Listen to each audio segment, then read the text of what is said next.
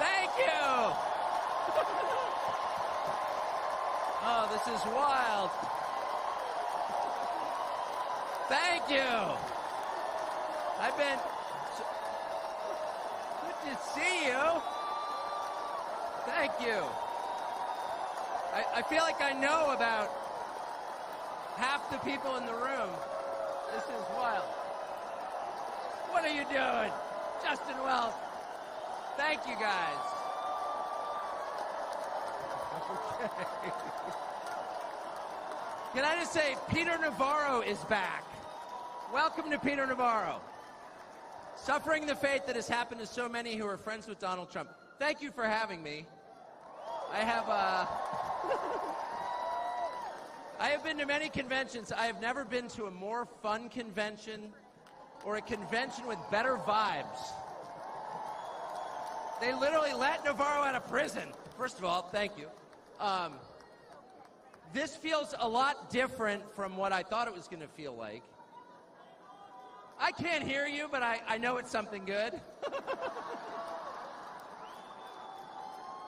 So, I watched the video of what happened in Butler, Pennsylvania about 50 times.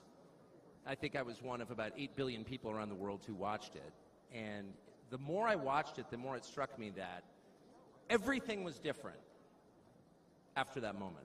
Everything. And this convention is different. The nation is different. The world is different. Donald Trump is different. When he stood up after being shot in the face, bloodied, and put his hand up, I thought at that moment, that was a transformation. This was no longer a man.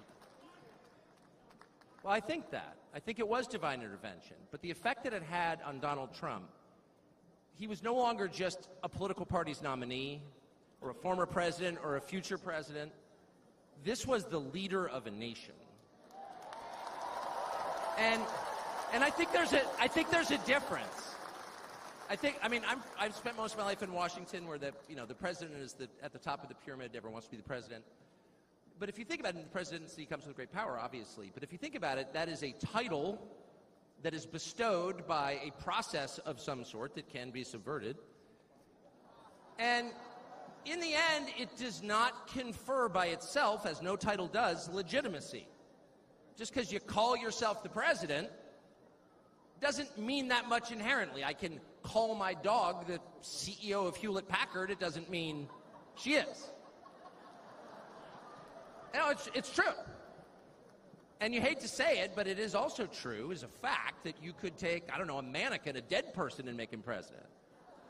No, you could. You could. I'm just saying theoretically possible. With enough cheating, that could happen. But being a leader is very different. It's not a title. It's organic. You can't name someone a leader. A leader is the bravest man. That's who the leader is. That is true in all human organizations. This is a law of nature. And in that moment, Donald Trump, months before the presidential election, became the leader of this nation. That was the most obvious to me. And I have to say, I think it changed him. He reached out to Trump within hours of it that night. And what he said to me that night, having just been shot in the face, he said not a single word about himself. He said only how amazed he was and how proud he was of the crowd, which didn't run. And I thought two things. The first thing I thought was, well, of course they didn't run. His courage gave them heart. A leader's courage gives courage to his people.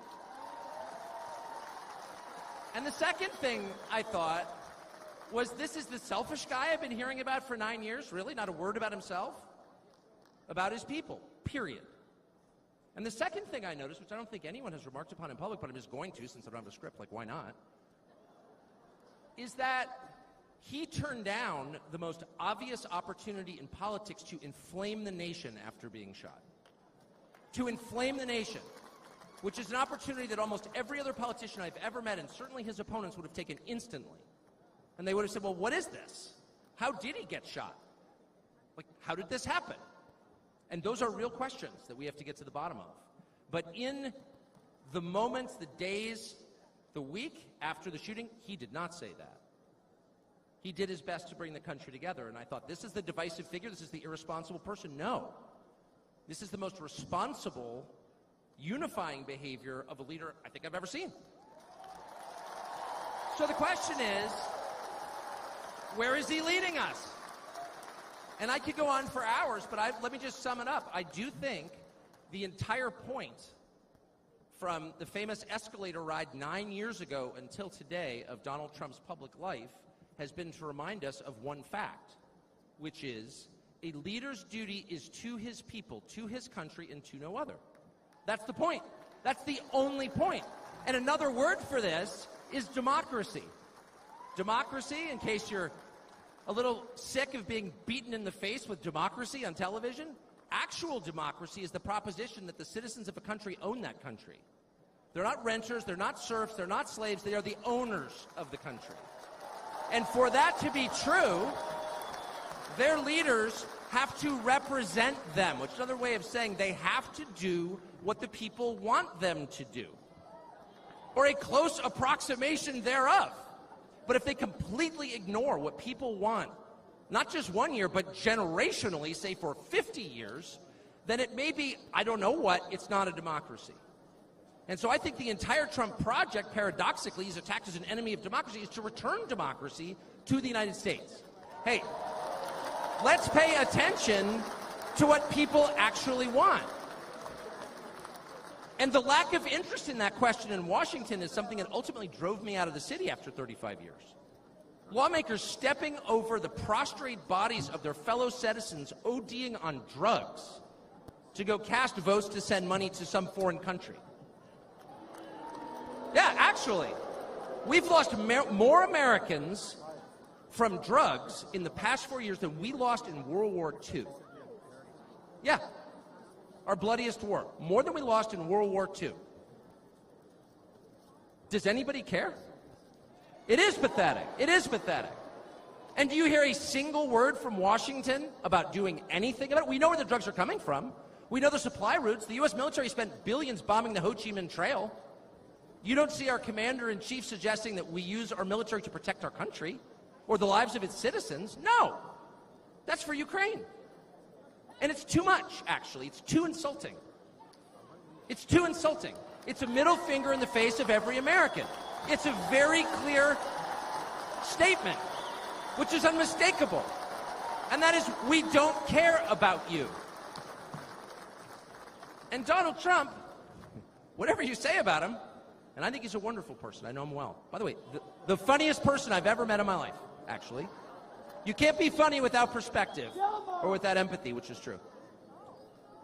But everything else about Trump aside, he actually cares because he's interested in the people who live here because that's his job. A father's job, his duty is to his family. An officer's duty is to his men. A president's duty is to his citizens. And he seems to be the only one who thinks that. And in his choice for vice president, J.D. Vance, he's made that really clear. J.D. Vance, I'll say this about him, is a thoroughly decent man, and I'll just admit it, a friend of mine, one of the very few politicians in Washington who actually is very close to his own wife, which is wonderful to see. And she's wonderful, actually. But J.D. Vance has views that are closer to Trump's voters than anyone else in Washington in office. Therefore, he is the vice president. That's called democracy. So I will stop on just one point, and that is what's happened over the past month since the debate, and particularly on Saturday in Butler. I think a lot of people are wondering, what is this?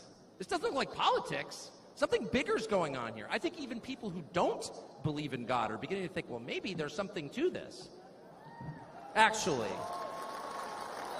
And I'm starting to think it's going to be okay, actually. I do think that. In the day after the midterm elections in 2018, Antifa came to my house. The Democratic Party's militia, okay? I was at work. It was obvious when I was at work because it was public. My wife was home alone. They tried to come in through the front door. They terrorized her. She hid in our pantry. It was on television. It was horrible, actually. It was, I mean, I'm not whining about it.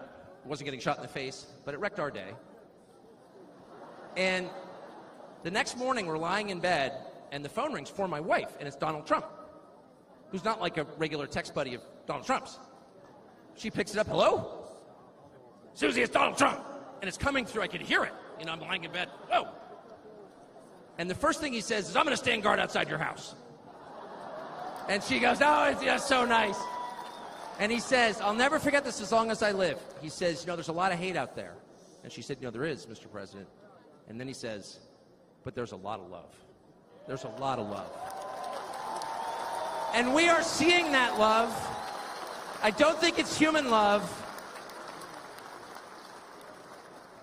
And I'll just stop with this. I'm not always convinced that I'm on the right side. I've been on the wrong side many times. You'll never hear me say, I'm on God's side, or God's with me, or even I'm with God. I want to be. Not sure I am. But I will say this unequivocally and conclusively. God is among us right now. And I think that's enough. God bless you.